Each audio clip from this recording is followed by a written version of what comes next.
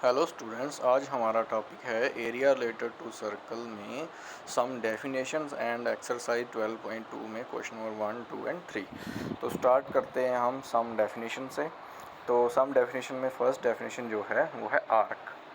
तो आर्क जो है, arc any portion of circumference, मतलब जो सर्कल है, सर्कल का सरकमफ्रेंस मतलब उसकी जो बाउंड्री है, उसका कोई भी पोर्शन जो है, आप छोटा ले लो या बड़ा ले लो, उसका कोई भी हिस्सा जो है वो आर्क कहलाएगी।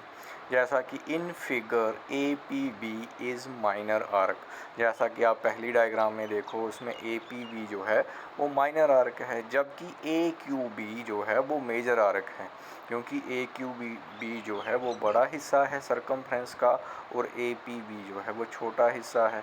तो इसलिए ए पी बी जो है वो माइनर आर्क है और ए क्यू बी जो है वो मेजर आर्क है। उसके बाद है डेफिनेशन कॉर्ड की। कॉर्ड जो है the line joining any two points on the circle, मतलब सर्कल के ऊपर कोई भी जो पॉइंट है, अगर उन दोनों पॉइंट को कोई लाइन ज्वाइन करती है तो उस लाइन को हम कहते हैं कॉर्ड। तो इन फिगर आप देख सकते हैं ए बी जो है वो कॉर्ड है। उसके बाद डेफिनेशन आती है segment.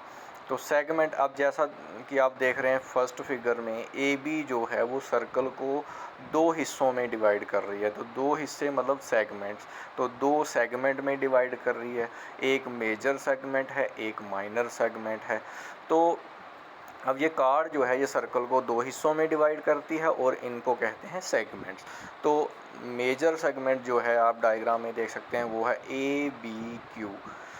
A B Q A जो है वो मेजर सेगमेंट है और ए पी बी ए जो है वो माइनर सेगमेंट है। फिर आती है डेफिनेशन सेक्टर की। तो सेक्टर क्या है? The reason bounded by two radii and arc is called sector. मतलब सर्कल की अगर दो रेडियाई और एक आर्क अगर कोई रीजन को बाउंड करती हैं तो इसका मतलब वो जो रीजन है वो सेक्टर है।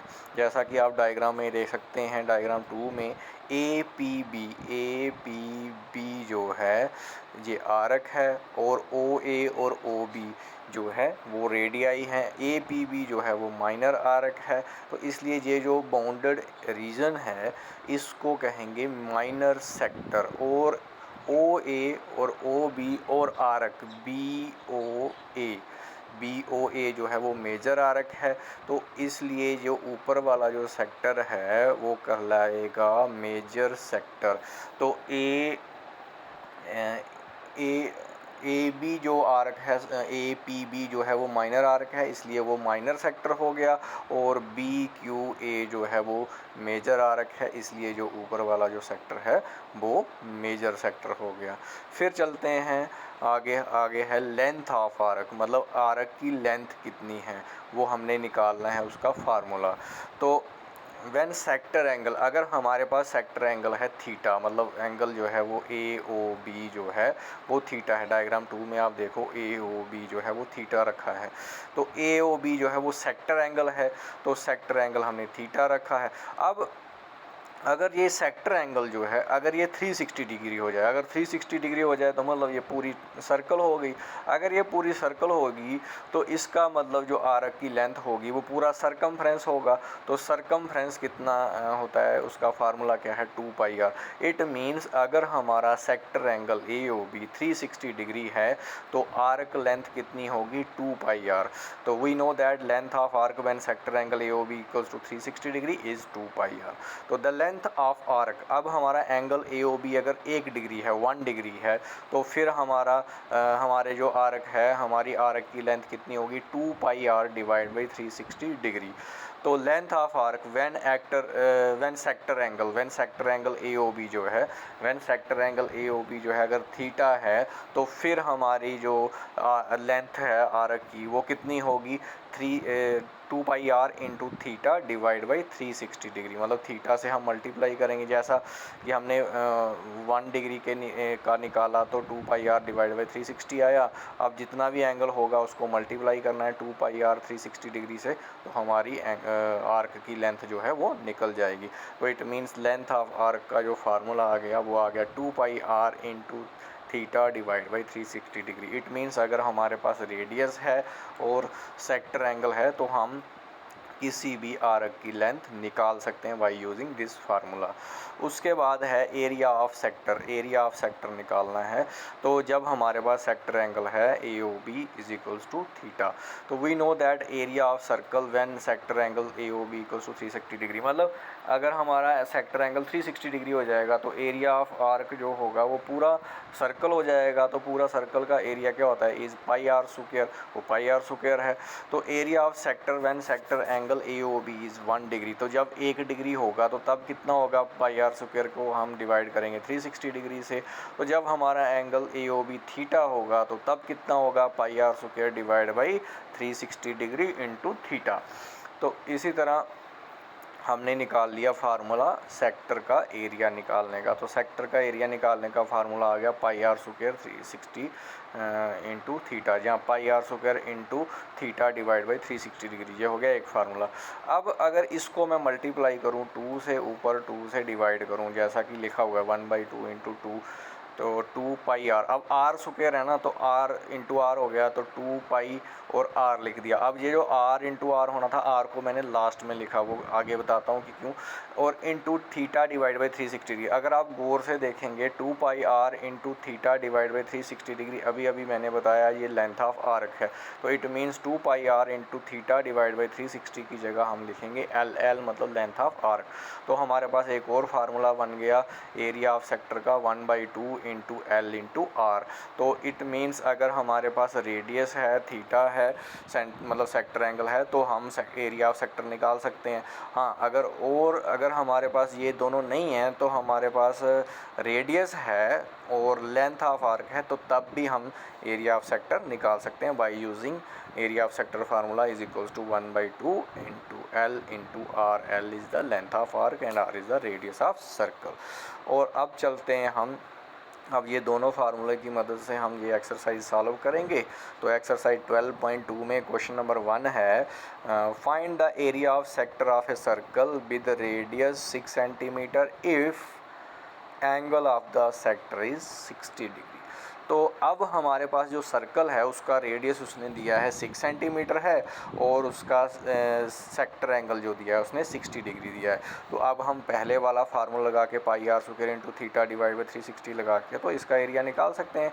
हमें एरिया ऑफ सेक्टर निकालना है। तो it is given that radius of circle r is equals to 6 centimetre and sector angle theta is equals to 60 degree, therefore the area of sector. तो एरिया ऑफ सेक्टर मैंने अभी बताया formula pi r square into theta divide by 360 degree. तो pi की value 22 divide by 7, r square है तो 6 into 6 हो जाएगा।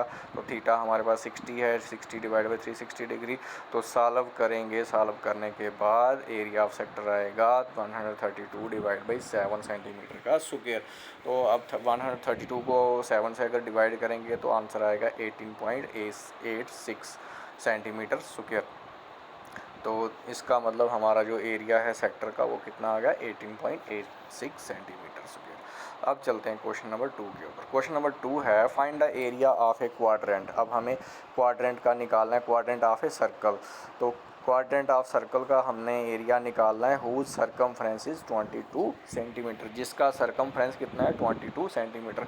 अब सरकमफ्रेंस से हमारा रेडियस निकल जाएगा, और क्वाड्रेंट मतलब सर्कल के 4 हिस्से करने हैं, सर्कल के 4 हिस्से करेंगे तो 360 डिग्री के 4 हिस्से करेंगे। इसका मतलब हर एक क्वाड्रेंट का एंगल कितना होता है 90 डिग्री।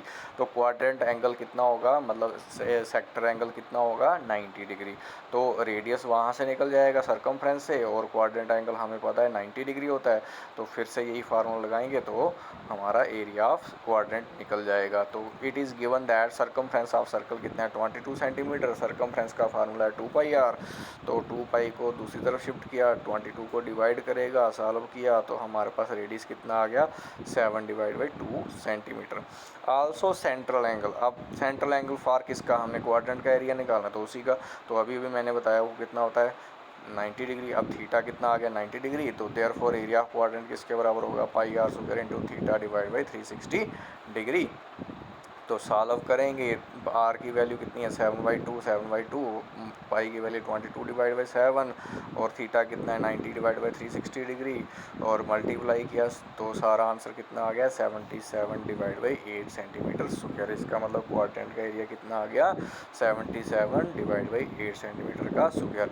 तो अब करते हैं question number 3। The length of the minute hand of a clock is 14 centimetre, find the area swept by the minute hand in 5 minutes. तो अब ये कह रहा है कि आपके पास क्लॉक है, उसका जो मिनट हैंड है उसकी जो लेंथ है वो है 14 सेंटीमीटर। अब जो मिनट हैंड है ये आपको पता है वो सर्कल में चलती है, तो गोल गोल चलेगी, सर्कल बनाएगी।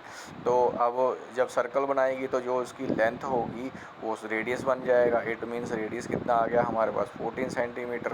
और फिर हम निकालेंगे कि वो सेक्टर एंगल कितना है। सेक्टर एंगल निकल जाएगा तो क्वेश्चन जो है हम निकाल सकते हैं by using pi r square into theta divide by 360 formula. तो करते हैं। It is given that length of the minute hand of clock, तो मिनट हैंड क्लॉक का कितना लिखा है 14 centimetre, therefore radius of circle कितना आ गया 14 सेंटीमीटर। We know that. अब देखो जब 60 मिनट हो जाएंगे तो जो मिनट हैंड है वो एक राउंड लगा लेगी। जब एक राउंड लगा लेगी तो इट मीन्स वो एक सर्कल बन जाएगा।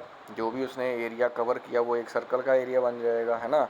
और जब वो सर्कल का एरिया बन जाएगा तो वो जो एंगल होगा वो कितना रेडियन उसने घूमा है वो 360 डिग्री हो जाएगा। टोटल एंगल 360 डिग्री होता है सर्कल का। तो अब इसका मतलब ये हो गया कि 60 मिनट में वो 360 डिग्री एंगल कवर करती है। तो एक मिनट में कितना आएगा, एक मिनट में आ गया 360 डिवाइड बाई 60, तो वो कितना आ गया 6 डिग्री।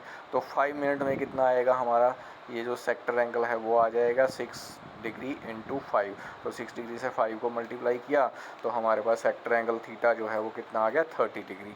तो therefore area swept by the minute hand in 5 minutes. अब 5 मिनट में हमने निकालना है कि वो कितना एरिया स्वेप्ट करेगी। तो वही फार्मूला लगेगा एरिया ऑफ सेक्टर का। तो इज इक्वल्स टू कितना आ गया pi r square into theta divide by 360 degree. Radius भी है हमारे पास तो पाई की वैल्यू आ गई 22 divide by 7 into 14 into 30 angle आ गया 30 डिवाइड बाई 360। तो इसको सॉल्व किया तो आंसर आ गया हमारे पास 154 डिवाइड बाई 3। अब अगर इसको भी डिवाइड करेंगे 3 से तो हमारे पास आंसर आ गया 51.33 centimetre square. Hence the area swept by minute hand in 5 minute is 51.33 centimetre square. Okay students, आज